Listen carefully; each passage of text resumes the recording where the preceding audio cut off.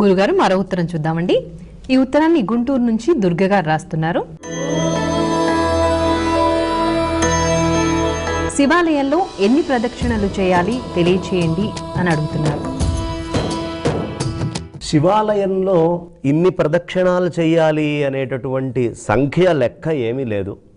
మన మొక్కుని బట్టి మనం భగవంతుడి యొక్క పరిపూర్ణమైన భగవంతుడి యొక్క పాద పద్మాల మీద చిత్తాన్ని, ఆ శివలింగం మీద చిత్తాన్ని ఎప్పటిదాకా పెట్టగలమో అప్పటిదాకా ప్రదక్షిణం చేస్తూనే ఉండాలి. అయితే ఒక్క ప్రదక్షిణము చేయటము ఉంది, అలాగే రకరకాల 9 ప్రదక్షిణాలు ఉన్నాయి, 108 ప్రదక్షిణాలు ఉన్నాయి. కొంతమంది ఇంకా ఆ పైన కూడా ప్రదక్షిణాలు చేసేటటువంటి భక్తులు ఉన్నారు. అయితే ఆ ప్రదక్షిణానికంటూ ఒక పద్ధతి, ఒక విధానము, ఇలా ప్రదక్షిణం చేయాలి, ఈ విధంగా ప్రదక్షిణం చేస్తే శ్రేష్టము. ఇప్పుడు మిగతా గుళ్ళల్లో లాగా ఈ శివాలయానికి వచ్చేటప్పటికి ప్రదక్షిణము ఉన్నట్టుండి ఇలా తిరుగుతూ చేయకూడదు. ఒక దగ్గర నుంచి అట్లా సోమసూత్రం దాకా వెళ్ళి మళ్ళీ తిరిగి వచ్చి అలా మళ్ళీ ధ్వజస్తంభం చుట్టూ తిరుగుతూ చేసేటటువంటి ప్రదక్షిణ విధానం శివాలయానికే ఉంటుంది.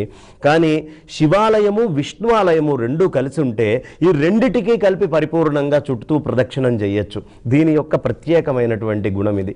కాబట్టి శివాలయానికి వెళ్ళినప్పుడు ప్రదక్షిణాలు చేయడానికి ఒక్క ప్రదక్షిణం నుంచి 3 ప్రదక్షిణం నుంచి 9 ప్రదక్షిణాల నుంచి అలా 108 ప్రదక్షిణాలు, ఆ పైన కూడా శక్తిని బట్టి ప్రదక్షిణం పరమేశ్వరుడి యందు చిత్తమ లయమయ్యేదాకా కూడా ప్రకృష్టమైనటువంటి ఆ దక్షిణం అలా తిరుగుతూ చేసుకుంటూ పోవాలి.